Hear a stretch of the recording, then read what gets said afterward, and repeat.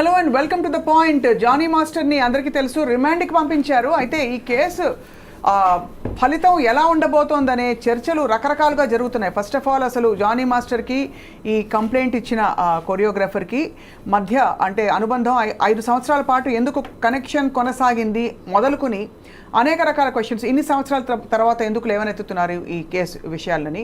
అలాగే Johnny master భార్య కూడా బయటకు వచ్చి ఇది ఎవరో పని కట్టుకుని కావాలని ఇరికించే కేసు అని చెప్పి మాట్లాడడం కూడా ఇప్పుడు చర్చనీయాంశం అవుతుంది, సంచలనం సృష్టిస్తుంది. ఇదే అంశంపై మాట్లాడబోతున్నాం. జానీ మాస్టర్కి ప్రూవ్ అయితే గనక ఏ అఫెన్సెస్ కింద శిక్ష పడే అవకాశాలు కనిపిస్తున్నాయి. ఒకవేళ ప్రూవ్ కాకపోతే వేర్ డస్ దిస్ గో? ఇది మరొక కేసులా అలా పక్కకెళ్ళిపోతుందా? Let's talk to Bharadwaj garu, అందరికీ సుపరిచిత senior journalist and film critic. నమస్కారం సార్. అలాగే Jayanthi garu is a very very active, informed, knowledgeable advocate. ముఖ్యంగా పాష్ అండ్ పాక్సో ఈ 2 చట్టాలకి సంబంధించి చాలా క్షుణ్ణంగా అధ్యయనం చేయడమే కాకుండా అనేక కంపెనీస్కి సెక్షువల్ హరాస్మెంట్ నివారణ కమిటీస్ సభ్యులుగా కూడా ఉన్నారు. కాబట్టి వారికి యాక్చువల్గా ఇది ఎలా ఫ్రేమ్వర్క్ ఎలా ఉంటుందో కూడా అర్థమవుతుంది. జయంతి గారు వెల్కమ్ అండి, thank you so much for joining us. So first of all Bharadwaj గారు, మనం ఫ్యాక్చువల్గా కొన్ని పాయింట్స్ పెట్టుకుని మొదలు పెడతాం కాబట్టి మిమ్మల్ని అడుగుతున్నాం సార్, ఇది మరొక కేసుగా పక్కకి వెళ్ళిపోతుందా లేక దీని ప్రోగ్రెస్ని చూసి మీరు ఏమన్నా కొంచెం ఫలితం వస్తుందంటారా? అంటే కోర్టులోకి వెళ్ళింది కాబట్టి ఇప్పుడు విషయం అంటే అరెస్ట్ అయ్యాడు, ఆయన రిమాండ్కి వెళ్ళాడు, ఇప్పుడు జ్యుడిషియల్ కస్టడీకి అడుగుతున్నారు అనేది వినిపిస్తోంది. ఏది ఏమైనా కోర్టు పరిధిలోకి వ్యవహారం వెళ్ళింది కాబట్టి కొంత నిజాలు ఏమిటి అనేది తెలిసే అవకాశం అయితే ఉంటుందండి. రైట్. అంటే ఇది ఇంకొక కేసు అయినా కావచ్చు. అంటే ఆయన ఏం ప్రొవైడ్ చేస్తాడు, వాళ్ళే అతనికి ఎగనెస్ట్గా వాళ్ళేం సాక్ష్యాలు ప్రొవైడ్ చేస్తారు, కోర్టులో కంటెస్ట్ చేస్తారు. కంటెస్ట్ అయిన తర్వాత కోర్టు అంటే నిర్ధారించాలి ఇతను క్రైమ్ చేశాడా లేదా అనేది నిర్ధారణ అయితే రైట్ అప్పుడు ఏమిటి పరిస్థితి అనేది. అతని మీద సీరియస్ సెక్షన్సే ఉన్నాయి, ఆరోపణలు ఉన్నాయి. అలాగే అతన్ని సపోర్ట్ చేసేటువంటి వ్యక్తులు కూడా చాలామంది ఉన్నారు. ఇప్పుడు చాలామంది కొరియోగ్రాఫర్స్ అతనికి మద్దతు ప్రకటిస్తున్నారు. అంటే చాలా కాలంగా ఉంది, వాళ్ళ మధ్య రిలేషన్ అయితే ఉందనేది ఎస్టాబ్లిష్ చేశారు అందరూ. ఆ అమ్మాయికి అతనికి మధ్య అతను అసిస్టెంట్ కొరియోగ్రాఫర్. ఆవిడ ఆ అమ్మాయి ఒక రియాలిటీ షోలో పరిచయం అయింది. ఆ రియాలిటీ షోలో పరిచయమైనటువంటి అమ్మాయితో ఈయన కొనసాగించాడు అనుబంధాన్ని. అది సెక్షువల్ హెరాస్మెంట్కి వెళ్ళింది అనేది ఆ అమ్మాయి ఎలిగేషను. రెండోది చాలా విషయాలు రాసింది ఆవిడ ఆ కంప్లైంట్లో. మతం మారి అతన్ని పెళ్లి చేసుకోమని అతని వైఫ్ ఈ అమ్మాయిని ఫోర్స్ చేసినట్టుగా కూడా ఒక వాక్యం రైట్ ఉంది దానిలో. అది ఒక యాంగిల్ తీసేసుకుని దాని మీద లవ్ జిహాద్ అనేటువంటి చర్చలు ఒకవైపు జరుపుతున్నారు. అవును. రెండో వైపు ఇంతకాలం ఎందుకు ఆగింది ఈ అమ్మాయి, ఎందుకు ఓపెన్ కాలేదు అనేది ఒక చర్చ. అంటే వీళ్ళిద్దరూ రిలేషన్లో ఉన్నారు, మణికొండలో ఏదో ఫ్లాట్లో ఉన్నారని కూడా ఎస్టాబ్లిష్ చేశారు కొంతమంది. అయితే ఫైనల్గా ఈ అమ్మాయి ఇతను దీర్ఘకాలంగా రిలేషన్లో ఉన్నారు. వీళ్ళిద్దరూ డ్యాన్సులు చేసి రీల్స్ పెట్టారు సోషల్ మీడియాలో. ప్రతి ఫంక్షన్కి ఆ అమ్మాయి హాజరైంది, ఎక్కడా కూడా పెయిన్ కనిపించలేదు. అలాగే అనసూయ గారు ఈ మధ్య మాట్లాడుతూ ఒక డాన్స్ మూమెంట్ నేర్చుకోవడానికి ఆ అమ్మాయి దగ్గరికి వెళ్ళాను, తను చాలా ఎఫెక్టివ్గా ఉంది, ఆ పెయిన్ మోస్తున్నట్టుగా ఎక్కడా కనిపించలేదు అని అన్నారు ఆవిడ. ఇది టోటల్గా అంటే ఇప్పుడు ఈ రిలేషన్ ఎక్కడో స్ట్రైన్ అయింది, దాంతో ఆవిడ ఓపెన్ అప్ అయి ఇప్పుడు కేసు ఫైల్ చేయడం జరిగింది అనేది ఒక అభిప్రాయం. రైట్. బట్ ఇక్కడ సార్ ఇప్పుడు మనం ఫ్యాక్ట్స్ పెట్టాం కాబట్టి ఏమేమి చర్చకు వస్తున్నాయని చెప్పి జయంతి గారు, మామూలుగా ఇటువంటి కేసుల్లో ఏ అంశాలని కోర్టు కానీ ఒక కమిటీ కానీ ఎవిడెన్సెస్గా పరిగణిస్తుంది? ఎందుకంటే ఒక సంఘటన ఇలాంటివి జరిగితే ఏది దొరకకుండా అఫెండర్ చేసే అవకాశాలే ఎక్కువ ఉంటాయి. So for example WhatsApp chats ఉండొచ్చు, ఇంకేమన్నా ఉండొచ్చు. What does the court take into cognisance? అందుకన్నా ముందు స్వప్న, ఫస్ట్ ఆఫ్ ఆల్ అతని మీద పెట్టిన సెక్షన్స్ ఏంటి, రైట్, అంటే ఆ సెక్షన్స్ ఎప్పుడు కూడా బేస్డ్ అపాన్ ద కంప్లైంటే ఉంటుంది. కంప్లైంట్లో ఏమి పెట్టిందో, ఏమని ఎలిగేషన్స్ రేజ్ చేసిందో బేసింగ్ అపాన్ ఇట్ సెక్షన్స్ అనేది ఫ్రేమ్ అవుతాయి. సో ఇక్కడ వచ్చిన సెక్షన్స్ వచ్చేసి 376(2)(n), తర్వాత 506, తర్వాత 323. ఈ 3తో పాటు ఈ 3 ఐపీసీ కింద, ఇవి కాకుండా section 5 read with section 6 of POCSO act. So ఇన్ని పెట్టారు. Okay. So 376(2)(n itself is a very big offence. అదేంటంటే ఇట్స్ అ కంటిన్యూస్ రేప్. కంటిన్యూస్గా అమ్మాయిని రేప్ చేస్తున్నాడని. సో ఇక్కడ ఆ అమ్మాయి ఏమంది, ఆల్మోస్ట్ 2020 నుంచి షీ హాస్ బీన్ హెరాస్డ్, సెక్షువల్గా హెరాస్ చేశాడు, అత్యాచారం చేశాడు అనేది ఫస్ట్ పాయింట్. దాని తర్వాత వచ్చేసి 506, అదేంటది క్రిమినల్ ఇంటిమిడేషన్. అంటే నువ్వు కనుక నేను అడిగిన డిమాండ్ని యాక్సెప్ట్ చేయకపోతే, నేను అడిగినట్టుగా నువ్వు చేయకపోతే, నా డిమాండ్స్ నువ్వు ఫుల్ఫిల్ చేయకపోతే నీకు నేను హామ్ చేస్తాను. ఆ harm can be many things. అది ఫిజికల్ హార్మ్ అవ్వచ్చు, లేకపోతే రెప్యుటేషనల్ హార్మ్ అవ్వచ్చు, లేదా అమ్మాయికి ఫ్యూచర్ కెరియర్ హార్మ్ అవ్వచ్చు, ఫ్యామిలీకి హార్మ్ అవ్వచ్చు, ఇంకా రకరకాలుగా హార్మ్ అవ్వచ్చు. సో అదొకటి. మూడోది వచ్చేసి causing hurt, that is section 323. ఈ మూడితో పాటు ఎందుకు సెక్షన్ 5 రెడ్ విత్ సెక్షన్ 6 పెట్టారంటే, తను మైనర్గా ఉన్నప్పటి నుంచి తన మీద ఈ లైంగిక వేధింపులు, అత్యాచారం చేయడం జరుగుతుందని పెట్టింది. అంటే she must be less 18 below 18 అయి ఉండాలి. కాబట్టే కదా ఆ పాక్సో యాక్ట్ కింద వస్తుంది.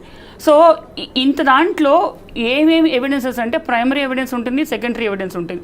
ఫస్ట్ ఆ అమ్మాయి మెడికల్ ఎగ్జామినేషన్, రైట్, ఆ తర్వాత వాట్సాప్ చాట్లు, ఇవన్నీ సెకండరీ ఎవిడెన్స్ కింద తీసుకుంటారు. మెడికల్ ఎగ్జామినేషన్ ఎప్పుడు అంటే 5 ఏళ్ల క్రితం జరిగిన దానికి మెడికల్ ఎగ్జామినేషన్ చేస్తారు, చేయించాలి, సాధ్యం అంటారు. It's possible to prove. 5 ఏళ్ల క్రితం medical examination possible to prove కదా. అసలు అమ్మాయి ఫిజికల్ అనాటమీ ఏంటి, ఎలా ఉంది లోపల తెలుసుకోవడానికి. So because that is a rape, so physical examination జరగాలి, మెడికల్ ఎగ్జామినేషన్ జరగాలి. ఏ particular rape to the offender, how do you attribute it? అది ఓవర్ పీరియడ్ ఆఫ్ టైం, అంటే అదొక్కటి సైలోలో తీసుకోరు కదా Swapna. So there will be many things. Investigation జరుగుతుంది. ఇప్పుడు ఇంకా రిమాండ్గా వెళ్ళాడు, 14 days జ్యుడిషియల్ కస్టడీకి వెళ్ళాడు. ఆ తర్వాత ఈ లోపల పోలీసులు ఛార్జ్షీట్ ఫైల్ చేయాలి, ఇన్వెస్టిగేషన్ చేయాలి. ఆ తర్వాత అవన్నీ ఒక్కొక్కటి బయటకు వస్తాయి. ఏది కూడా సైలోలో ఎవిడెన్స్ తీసుకోరు, సర్కమ్స్టాన్షియల్ గా తీసుకుంటారు. ఐ అగ్రీ మ్యామ్, బట్ మీరు కూడా కమిటీలో ఉన్నారు కాబట్టి ఇప్పుడు ఒకనొక వ్యక్తి, వీళ్ళని కాదు, వచ్చి మీకు నాకు హెరాస్మెంట్ జరిగిందంటే టిపికలీ మీరు ఏ యాంగిల్స్ లో మీరు అంటే దాన్ని పరిశీలిస్తారు, మీరు కానీ మీలాంటి సభ్యులు కానీ? నార్మల్గా ఇప్పుడు మేము పాష్ కమిటీలో ఉన్నాను, దాదాపు ఒక 8 కంపెనీస్లోనే ఉన్నాను, ఎక్స్టర్నల్ మెంబర్ గాను, ఎంక్వైరీ ఆఫీసర్ గాను. సో ఇక్కడ ఏంటంటే ఏ సెక్షువల్ హెరాస్మెంట్ కూడాను బ్రాడ్ డే లైట్లో జరగదు, అందరు ముందు 10 మంది అందరూ చూస్తుండగా జరగదు. Correct. So on the scale of 10, 9 కేసెస్లో సైలోస్ జరుగుతాయి. అంటే ఇప్పుడు సపోజ్ కంపెనీస్ ఉన్నాయనుకోండి, వాళ్ళ క్యాబిన్స్లోనో లేకపోతే లిఫ్ట్లోనో ఎక్కడైనా జన సంచారం లేని చోట వాళ్ళిద్దరు మాత్రమే ఉన్న చోట. సో అటువంటి చోట మీకు ఎప్పుడు కూడా డైరెక్ట్ ఎవిడెన్స్ దొరకదు, సెకండరీ ఎవిడెన్స్, సర్కమ్స్టాన్షియల్ ఎవిడెన్స్ దొరుకుతుంది. సో మేము నార్మల్గా అటువంటి చోట్ల ఏం చేస్తామంటే, అసలు ఆ అక్యూజ్డ్ మిగతా అందరితో ఎలా ఉన్నాడు అది ఫస్ట్ చూస్తాం. అది ఓవరాల్ అతని బిహేవియర్ ఏంటి, అతని పర్సనాలిటీ ఏంటి, ఎలా మూవ్ అవుతున్నాడు, అండ్ ఈ అమ్మాయి ఏం చెప్తోంది. సో మాకు సీసీటీవీ కెమెరా ఫుటేజెస్ దొరకవచ్చు. సో ఇలా రకరకాలుగా మేము పరిగణనలోకి తీసుకుంటాం. అయితే ఒక పాయింట్ ఏంటంటే, అతను అందరితో చాలా మంచిగా ఉండొచ్చు, మేము దాన్ని జెంటిల్మెన్ సిండ్రోమ్ అంటాం. ఒక్క పర్టికులర్ అమ్మాయినే టార్గెట్ చేసి ఆ అమ్మాయిని మాత్రమే ఈ విధంగా హెరాస్ చేస్తూ ఉండొచ్చు. అటువంటి చోట్ల డైరెక్ట్ ఎవిడెన్స్ దొరకడం కొంచెం కష్టమే, కానీ but over period of time మాకున్న ఎక్స్పీరియన్స్తో మేము అతని దగ్గర నుంచి అతనే చెప్పించేట్టు మేము బయటికి లాగుతాం. రైట్, జరగాల్సింది అది, అతని నుంచి బయటికి రావాలి. ఎందుకంటే ఎక్స్టర్నల్ కొరాబరేటివ్ ఎవిడెన్సెస్ మనకి ఒక హోటల్ రూమ్కి వెళ్ళింది అని ఈ అమ్మాయి చెప్పినా కూడా రూమ్లో ఏం జరిగిందో ఎవరికి తెలిసే అవకాశాలు ఉండవు. సో నిజంగానే ఇంత సీరియస్ ఈ విషయం జానీ మాస్టర్ని ఈరోజు తీసుకెళ్లారంటే రిమాండ్కి, ఖచ్చితంగా కొంతవరకు ఎవిడెన్సెస్ ఉంటే తీసుకెళ్తారా అని కన్క్లూడ్ చేసుకోవచ్చా? ఇక్కడ ప్రిమా ఫేసి ఏమైందంటే, అక్కడ కంప్లైంట్ ఫైల్ అయింది. కంప్లైంట్ ఫైల్ అయినాక 0 FIR రిజిస్టర్ అయింది. రిజిస్టర్ అయినాక సార్ పట్టుకొచ్చారు, వితిన్ 24 hours జ్యుడిషియల్ మ్యాజిస్ట్రేట్ దగ్గర ప్రొడ్యూస్ చేశారు. తర్వాత of course as a matter of process అతన్ని జ్యుడిషియల్ కస్టడీకి పంపించారు. సో ఎవిడెన్స్ని కన్సిడర్ చేశారా అంటే అది ఈ స్టేజ్లో జరగదు, ఇంకా జరగదు. సో ఇంకా nothing is proven until proven everybody is deemed innocent in the court in the eyes of law. Right. So అక్కడి నుంచి మాట్లాడదాం భరద్వాజ్ గారు, బికాస్ ఇది నిజంగా ఒక ఇది 2 కుటుంబాలకు సంబంధించిన విషయం. ఆ అమ్మాయి కుటుంబం ఉంది ఇక్కడ, ఇతని కుటుంబం కూడా ఉంది కాబట్టి చెప్పండి సార్.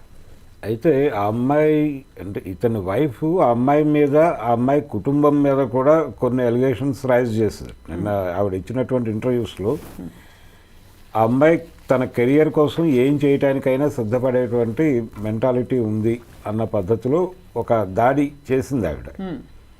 ఇలా అంటే పర్సనల్గా క్యారెక్టర్ అసాసిన్ చేయటం లాంటిది అది కూడా. వాటి నుంచి ఎలాగైతే ఇతని మీద ఎలిగేషన్స్ ఫ్రేమ్ అవుతున్నాయో ఆ అమ్మాయి మీద కూడా కొన్ని ఆరోపణలు చేసేటువంటి ప్రయత్నం చేశారు. చాలా దురదృష్టకరం అది. అమ్మాయికి గతంలో చాలా మంది బాయ్ ఫ్రెండ్స్ ఉన్నారని, ఉన్నవి లేనివి ఇప్పుడు 100 మంది పింక్ సినిమాలో చూపించారు కదండి. No is a no. Yes కదా. సో చెప్పండి. నో ఇస్ నో అనేది అంటే ఇప్పుడు ప్రధానంగా ఆరోపిస్తుంది ఏంటంటే ఎందుకు ఆ అమ్మాయి ఆ రోజునే మాట్లాడలేదు అనేది ఒక్కటే పాయింట్ అండి వీళ్ళ దగ్గర ఉన్నది. అవును, మాట్లాడకపోవడానికి రకరకాల కారణాలు ఉండొచ్చు. అంటే ఈ ట్రావెల్లో ఆ అమ్మాయి అలా అడ్జస్ట్ అయి ఉండొచ్చు, ఏదైనా ఒక ఘర్షణ తీవ్రమైనటువంటి పరిస్థితిలోకి వెళ్ళి ఉండొచ్చు. అప్పుడు ఇంకా భరించలేనని ఇంకా నేను దీన్ని బ్రేక్ చేసుకోవాలి అని అనుకుని వచ్చి కేసు పెట్టచ్చు. అంటే దాన్ని ఆ పాయింట్ని పట్టుకొని ఆ రోజు ఎందుకు మాట్లాడలేదు అనే ఒక పాయింట్ పట్టుకొని. అండ్ ఇలాంటి అమ్మాయిలపై సినిమా ఇండస్ట్రీ వాతావరణంలో పవర్ ఆర్గనైజ్డ్గా పూర్తి ఆర్గనైజ్ సెక్టర్ కాదు కాబట్టి దానికి పరిధులు పరిమితులు ఉండొచ్చు, ఉండకపోవచ్చు, కొన్ని depending on the production unit. కాబట్టి లైంగిక వేధింపులు జరుగుతున్నాయా లేదా? జరుగుతున్నాయి అనేది వాస్తవం అండి. రైట్, జరుగుతున్నాయి అనేది వాస్తవము. ఇక్కడ అయితే చాలా సందర్భాల్లో ఏం జరుగుతుందంటే ఈ ఎలిగేషన్స్ ఫాల్స్ ఎలిగేషన్స్ అనేస్తారు గబుక్కున. అంటే మనకి ఎస్సీ ఎస్టీ అట్రాసిటీస్ యాక్ట్ వచ్చినప్పుడు కూడా ఇది మిస్యూజ్ అవుతోంది అనే ఆర్గ్యుమెంట్ ఎక్కువ చాలా బలంగా ముందుకు తీసుకొచ్చారు. Right right. అలాగే ఇది కూడా అంటే వీళ్ళు మిస్యూజ్ చేస్తారు, ఏదో ఒక టార్గెట్ చేసి అతన్ని ఇబ్బంది పెట్టడానికి, అంటే ఇంకేదో మనసులో పెట్టుకొని ఇది అవకాశం ఉంది కాబట్టి అతన్ని హెరాస్ చేయడానికి ఈ సెక్షన్ వాడతారు, ఈ పద్ధతిని వాడతారు అనేది ఒక విమర్శ ఉంది. Right sir. ఇక్కడ జయంతి మ్యామ్ని ఒకటి అడగాలి. జయంతి గారు, ఇక్కడ ఇతని వైఫ్ కూడా ఆ అమ్మాయిని కోర్స్ చేసింది పెళ్లి చేసుకోమనే అనే ఒక ఇది కూడా వచ్చింది ఇందులో.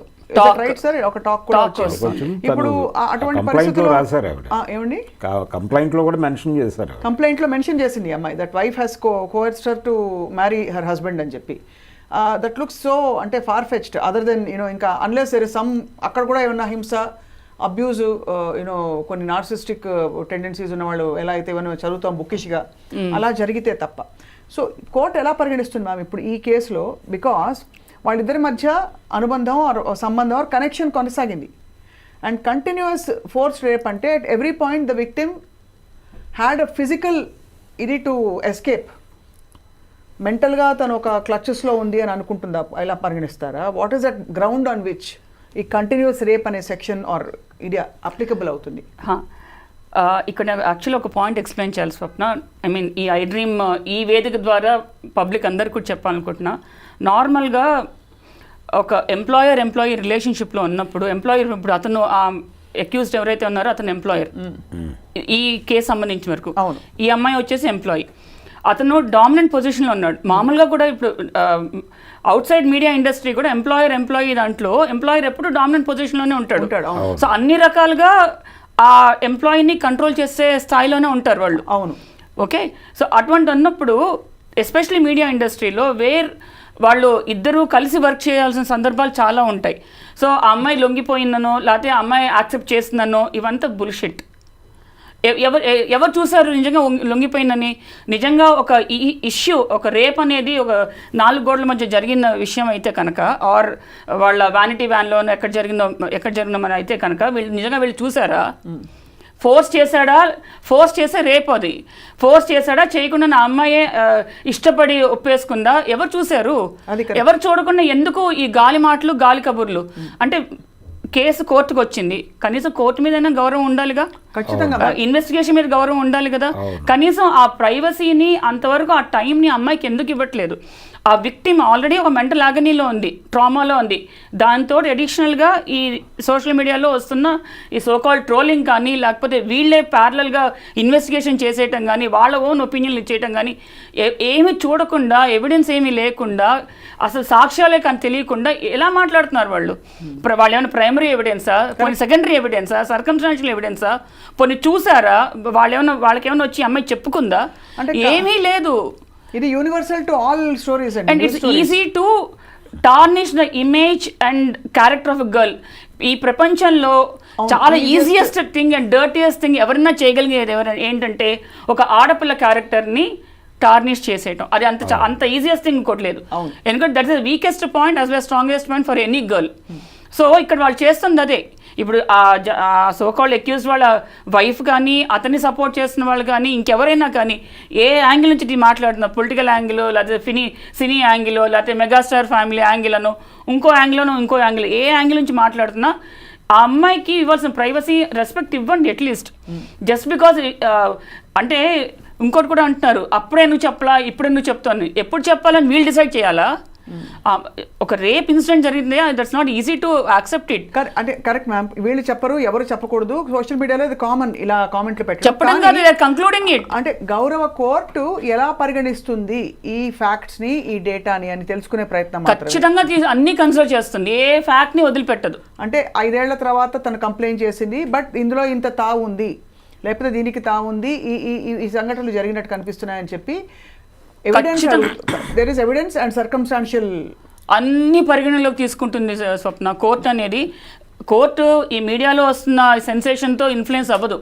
It will go with the evidence, it will go with ఎవిడెన్స్లో కూడా primary evidence, circumstantial evidence, corroborative evidence అన్ని చూసుకునే ముందుకెళ్తుంది.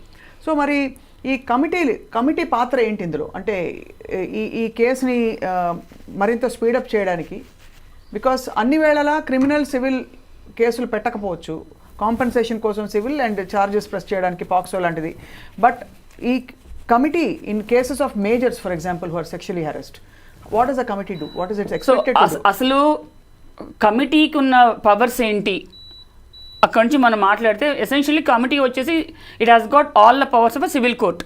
అది పాష్ యాక్ట్ చెప్తుంది, sexual harassment women at work place act, prevention, prohibition and redressal. దానికి ఉన్న పవర్స్ ఆ 3 పరిధిలో వర్క్ చేయాలి.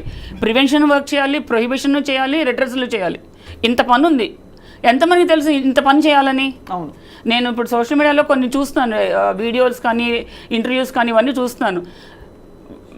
ఫస్ట్ ఆఫ్ ఆల్ మాట్లాడుతాను హాఫ్ బేక్డ్, దాంట్లో incomplete information, 3 false information. Correct.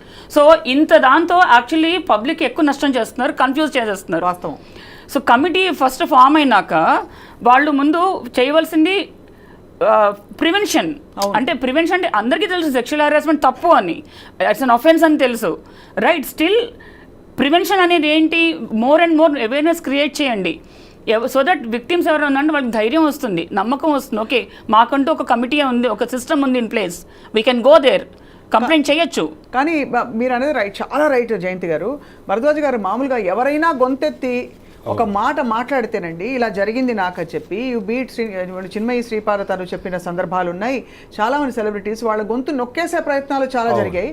వాళ్ళని రెబల్గా ముద్ర వేసేస్తారు, వాళ్ళని గయ్యాలి, ట్రబుల్ మేకర్, ఇలా రకరకాల రాధికారు చెప్పారు కదా మొన్న, ట్రబుల్ మేకర్ అంటారని చెప్పి కారవాన్స్లో సీక్రెట్ ఫిల్మింగ్ జరుగుతుంటే కూడా చూసి పట్టుబడ్డా కూడా people can't raise their voices and because they will be outcaste literally. అంటే I'm talking about not caste and also outcaste. సో ఇది ఇక్కడ సిస్టమ్ ఫెయిల్యూర్ స్వప్న. అవును, blatant system failure. How can we create very amicable system where, అంటే అమ్మాయిలు, భరద్వాజ్ గారు మీరు కూడా చెప్పాలి సార్, ఆడపిల్లలు బయటకు వచ్చి నాకు అన్యాయం జరిగింది అని చెప్పుకోవడానికి జడ్జిమెంట్ లేకుండా నేను ఐ విల్ బీ హర్డ్ అనే వాతావరణం ఎలా వస్తుంది మ్యామ్?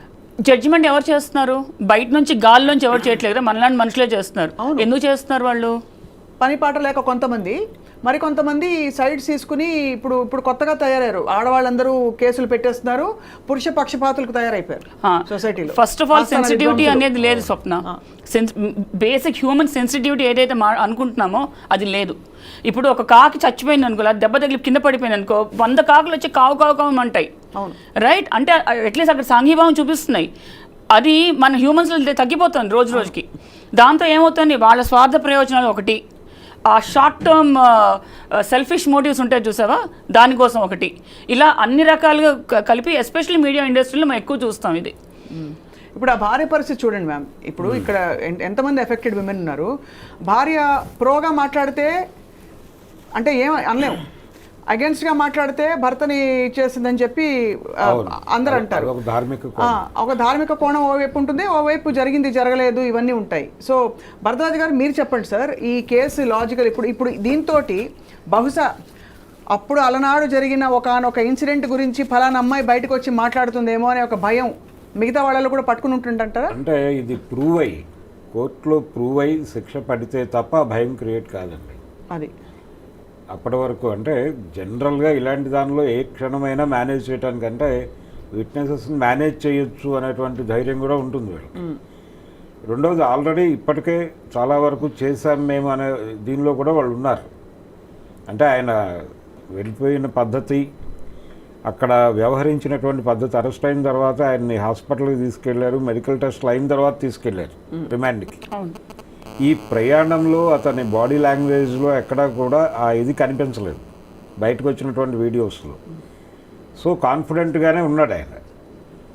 అంటే ఆ కాన్ఫిడెన్స్ క్రియేట్ కావడానికి రకరకాల కారణాలు ఉండొచ్చు. అంటే నేరం చేయలేదు అనేది ఒకటే కాదు కాన్ఫిడెన్స్కి, నేను ఇది హ్యాండిల్ చేయగలను అనేటువంటి కాన్ఫిడెన్స్ కూడా కావచ్చు. అవును. కాబట్టి ఇది ప్రూవ్ అవ్వాలి. ప్రూవ్ అయితే తప్ప భయం వస్తుంది అనేది కాదు. రెండోది, ఈ కమిటీస్ వేస్తున్నారు. ఇప్పుడు ఫిలిం ఇండస్ట్రీ కూడా ఒక కమిటీ వేశారు వాళ్ళు. 2018లోనే వేశారు కమిటీ. 19లో వచ్చింది కమిటీ. అయితే సమన్ చేసేటువంటి కండిషన్లు, ఆ పవర్స్ ఉన్నాయా కమిటీకి అనేది ఒక ప్రశ్న. ఇలాంటి కేసెస్ అంటే ప్రతి చోట, ప్రతి కంపెనీలోనూ ప్రతి చోట ఈ రకమైనటువంటి హెరాస్మెంట్ ఉంటుంది అనేది అర్థమైంది. కాబట్టి దీనికి ఒక ప్రత్యేక వ్యవస్థ ఉండి ఎవరైనా వెళ్ళి కంప్లైంట్ చేస్తే సమ్మన్ చేసి పిలిచి మాట్లాడేటువంటి కండిషన్, ఆ పవర్ ఉన్నటువంటి వ్యవస్థ కావాలి. అంటే ఒక కోర్టు అవసరం ఉందేమో అనేది నా పర్సనల్ ఒపీనియన్. కోర్టు తప్పకుండా అవసరం సార్. అండ్ మోర్ ఓవర్ అసలు ఇప్పుడు ఒకసారి ఒక కంప్లైంట్ వేస్తే అది దాని మీద నెక్స్ట్ యాక్షన్ స్టెప్ జరిగేలోపు ఒక 3 వారాలు 2 వారాలు కమిటీ మెంబర్స్ అందరికీ కుదరక రకరకాల కారణాల వల్ల ఎవ్రీథింగ్ గెట్స్ డిలేడ్. ఆ డిలేలో ఆ కన్విక్షన్ నీరు గారిపోతుందండి because of so many influences. నీకు అవసరమా, ఇప్పుడు అయిపోయింది ఏదో అయిపోయిందని మొదలుకొని చాలామంది రకరకాలుగా చెప్తారు. నోబడీ ఆస్క్స్, అలా ఎంకరేజెస్ యూ, నువ్వు వచ్చి వెళ్ళి మాట్లాడు బయటికి అని చెప్పి. సో ఖచ్చితంగా I think this is something that has to be addressed right away. అయితే ఒకటే అడుగుతాను సార్ అండ్ మేడం మిమ్మల్ని, sexual harassment at work place అని అనడానికి ఒక 5 పాయింట్లు చెప్పండి ma'am. I'm being harassed, I need to escalate అని ఒక అమ్మాయి తెలుసుకోవడానికి. బికాస్ చాలా ఏరియాస్ గ్రేగా బ్లర్డ్గా ఉంటాయి, starting from comments, personal comments. So sexual harassment at work place నేను మీడియాకి లిమిట్ అయ్యమని చెప్తాను. ఎందుకంటే మన కేసు ఇప్పుడు మన మీడియాకి సంబంధించిన కేసు కాబట్టి ఇక్కడ ఏంటంటే వాళ్ళకి ఒక పర్టికులర్ వర్క్ ప్లేస్ అనేది ఉండేది. ఎక్కడ యూనిట్ వెళ్ళి ఎక్కడ షూటింగ్ జరిగితే అదే వర్క్ ప్లేస్ అవుతుంది. లేదా ఒక పర్టికులర్ ఆఫీస్లో కూర్చొని వర్క్ చేస్తుంటే అక్కడ అది వర్క్ ప్లేస్ అవుతుంది. లేదా ఒక స్టూడియోలో, ఇప్పుడు మన స్టూడియోలో ఉన్నాం, ఇది వర్క్ ప్లేస్, ఇది ఒక వర్క్ ప్లేస్. ఇక్కడ ఈ స్టూడియో పెద్దలు ఉంటారు కదా, స్టూడియో ఎవరైతే యజమాన్యం, వాళ్ళందరూ కూడా ఏం చేయాలంటే ఫస్ట్ ఎవరైతే ఈ వర్క్ ప్లేస్లోకి వస్తున్నారో ఇది సేఫ్ ప్లేస్ టు వర్క్ అని ముందు అష్యూరెన్స్ ఇవ్వాలి. అవును, నెంబర్ 1. అంతేకాకుండా సెక్షువల్ హారాస్మెంట్ అంటే ఒక మిత్ ఉంది స్వప్న, ఏంటంటే ఫిజికల్గా చేస్తేనే అని, అంటే ఫిజికల్ ఇంటిమసీలోకి వెళ్తేనే కాదు. ఒబ్సీన్గా ఏమైనా పిక్చర్స్ షేర్ చేసినా, ఫొటోస్ పెట్టినా, ఒబ్సీన్ రిమార్క్స్ పాస్ చేసినా, దట్ ఒబ్సీనిటీ ఇంక్లూడ్స్ మన బాడీ వెయిట్ గురించి బాడీ షేమింగ్ చేయటం, కలర్ ఆఫ్ ద డ్రెస్, మన colour complexion, height, weight, body weight, దేని గురించి మాట్లాడినా that comes under sexual harassment. Right, okay. అది కాకుండా ఏమన్నా మన గురించి సెక్షువల్ టించ్లో మన దగ్గర నుంచి ఏమైనా ఫేవర్స్ అడుగుతున్నా, క్విట్ ప్రోకోలో, లేదు మామూలుగా కూడా సెక్షువల్ ఫేవర్స్ ఎక్స్పెక్ట్ చేస్తున్నా, ఇవన్నీ కూడా సెక్షువల్ హారాస్మెంట్ దాని కిందకే వస్తాయి. రైట్. ఇన్ఫ్యాక్ట్ మీడియా దానికి వెళ్తే, ఫిల్మ్ ఇండస్ట్రీకి వెళ్తే ఈవెన్ వ్యానిటీ వ్యాన్ ఏదైతే ఉంటుందో వాళ్ళ వ్యాన్, అది కూడా వర్క్ ప్లేస్ అవుతుంది. వాష్రూమ్స్, క్యాబిన్స్, షూటింగ్ లొకేషన్స్, ఇవన్నీ కూడా సెక్షువల్ హారాస్మెంట్ కిందకి వస్తాయి. అంతేకాదు ఇప్పుడు వాళ్ళు అవుట్డోర్ లొకేషన్కి వెళ్తారు, రైట్, అది కూడా వర్క్ ప్లేస్ కిందకే వస్తుంది. సో అక్కడ ఫిజికల్ ఇంటిమసీ అక్కర్లేదు, ఏవైనా సరే ఫిజికల్, వర్బల్, నాన్ వర్బల్ అని కూడా యాక్ట్ చెప్తోంది. ఇందాక మన భరద్వాజ్ గారు చెప్పినట్టుగా యాక్ట్ కింద యాక్చువల్గా కమిటీకి సమన్ చేసే హక్కు ఉంది. రైట్, అది పవర్, నాట్ ఈవెన్ హక్కు, అది పవర్. అది power of the committee is to summon any party, any person or even witnesses. వాళ్ళు మాకు అనుమానం ఉన్న ఎవరైనా కూడా పిలవచ్చు, పిలిచి వాళ్ళ దగ్గర స్టేట్మెంట్ రికార్డ్ చేసుకోవచ్చు, వాళ్ళని ఎంక్వైరీ చేయొచ్చు. ఆ పవర్స్ అన్నీ ఉన్నాయి. కానీ ఇన్ని పవర్స్ ఉన్నాయి, ఇవన్నీ ఈ పవర్స్ మేము యూటిలైజ్ చేసుకోవచ్చు అని ఎంతమందికి తెలుసు అనేది నా క్వశ్చన్.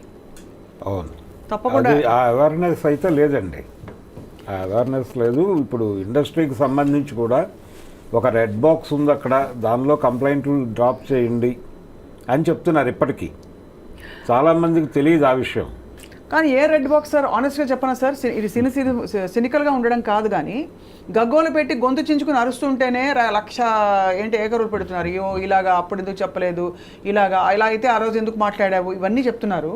మరి ఒక రెడ్ బాక్స్లో ఒక కంప్లైంట్ వచ్చి వేస్తే అది కూడా పెద్ద పెద్ద వాళ్ళ మీద, ఇప్పుడు ఒక జానీ మాస్టర్ అంటే అతను పెద్ద ఒక చిన్న అది పక్కన పెడితే బాగా పెద్ద పెద్ద వాళ్ళు ఇన్వాల్వ్ అయిన అనేక సెక్షువల్ క్రైమ్స్ 100 జరుగుంటాయి దేశవ్యాప్తంగా ఉన్న ఫిల్మ్ ఇండస్ట్రీలో అని చెప్పి అది ఇండస్ట్రీ రిపోర్ట్సే చెప్తున్నాయి. ఇది మనం చెప్పేది కాదు. ఎవరైనా ఒక్కళ్ళ మీద యాక్షన్ తీసుకోగలుగుతారా సార్? లేదండి.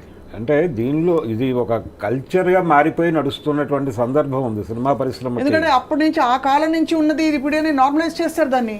అంటే మనకి చరిత్రలో కూడా ఉందండి. ఇప్పుడు కాంచనమాల వర్సెస్ జెమినీ వాసన్ అనేటువంటి స్టోరీ అందరికీ తెలుసు.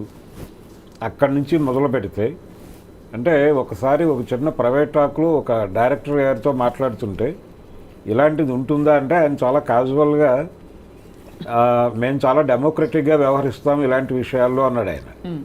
అని ఒకవేళ హీరో గారు హీరోయిన్ అంటే అవుట్డోర్కి వెళ్ళినప్పుడు ఆయన అడిగితే మేము ఆయన అభిప్రాయాన్ని చెప్తాము, ఆవిడ అంగీకరించకపోవచ్చు కూడా ఒక్కొక్కసారి.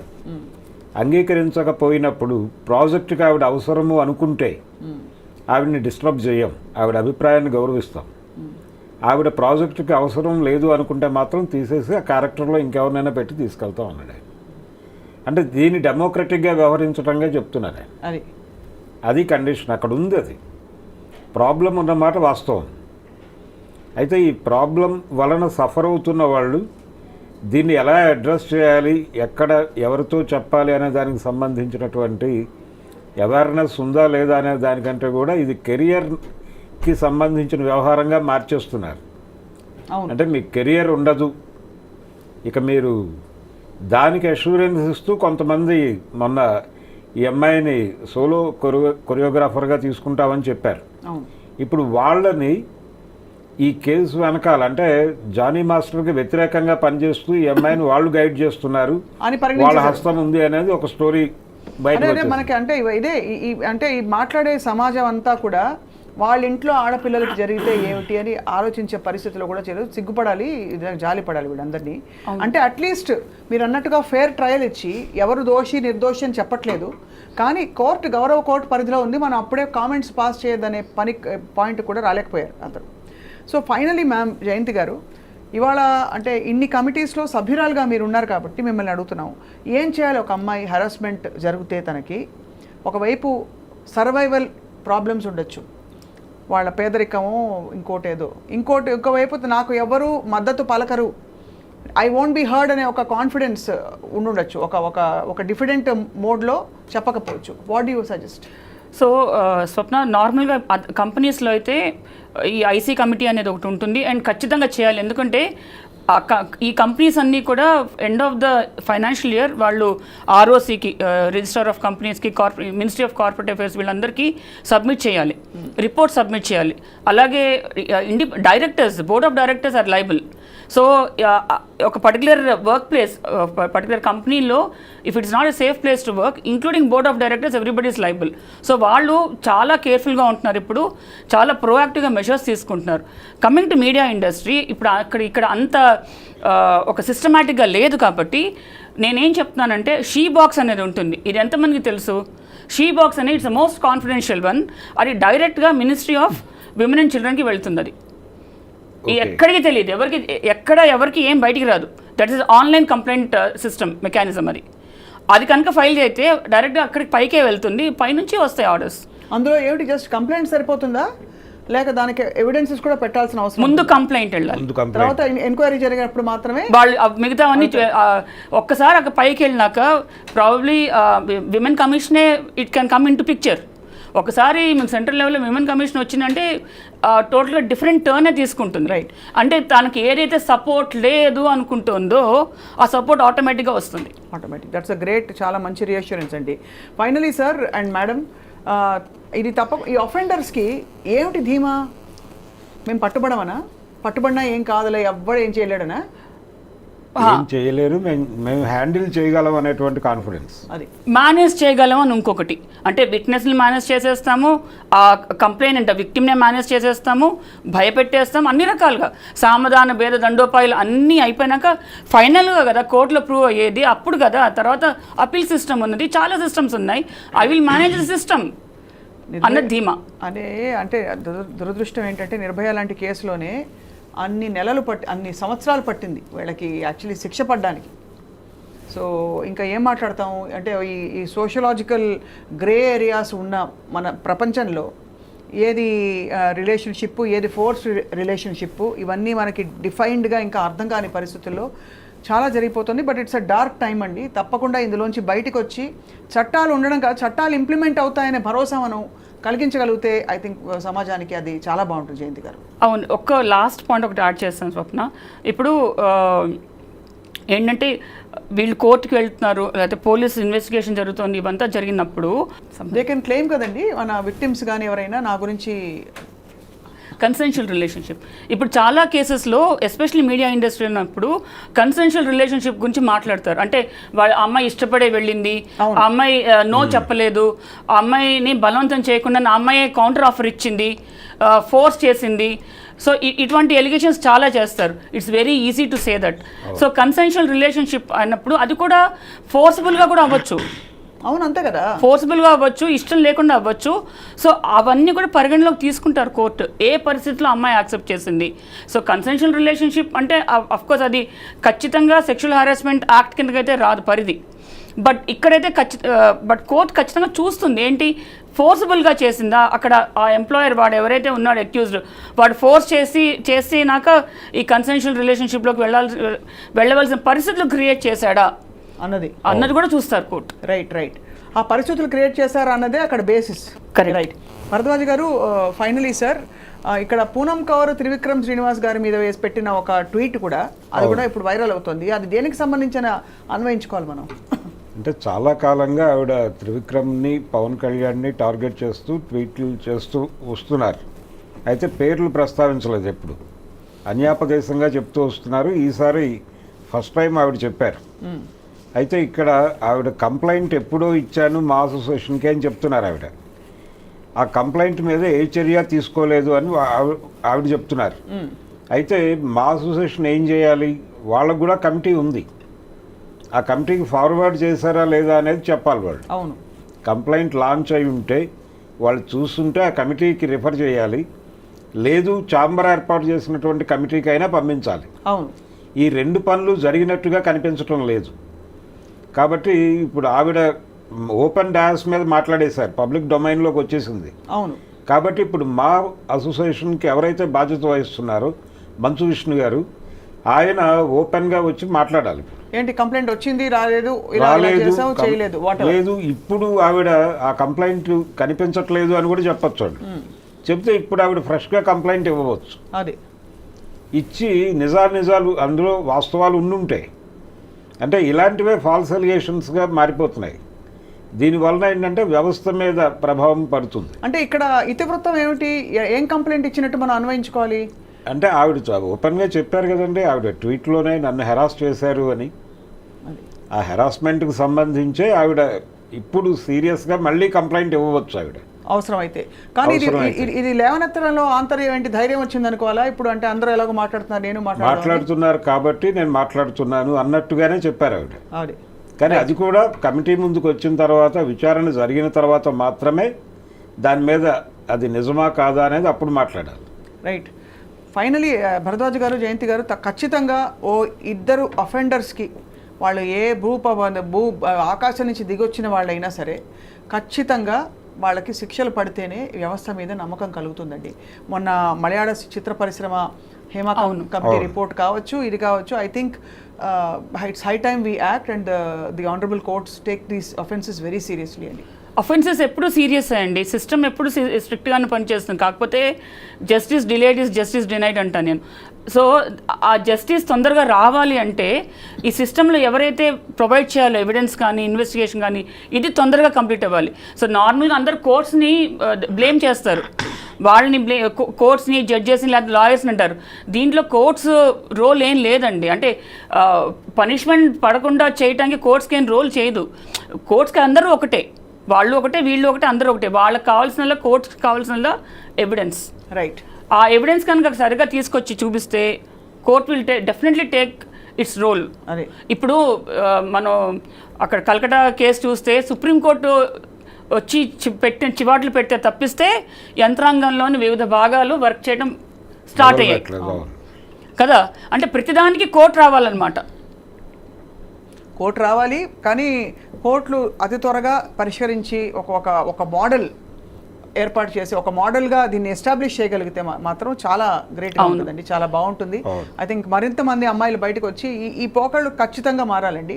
స్త్రీ స్వేచ్ఛ, మనం విమెన్ ఈక్వాలిటీ 33% ఇన్ చట్టసభల్లో అవన్నీ మాట్లాడుతున్న రోజుల్లో ఇలాగా గౌరవప్రదమైన వర్క్ ఎన్వైరన్మెంట్ ప్రొవైడ్ చేయలేని ఒక it's a major failure in our country. Exactly, true, actually across the world, primarily in our country. Thank you Jayanthi garu, మళ్ళీ మాట్లాడదాం. For your valuable time. Bharadwaj garu, as always ధన్యవాదాలు సార్. స్టెబిలిటీతో పాటు మంచి ఇన్ఫర్మేటివ్ డిస్కషన్ ఇచ్చినందుకు మీకు ధన్యవాదాలు. థ్యాంక్ యూ, నమస్కారం.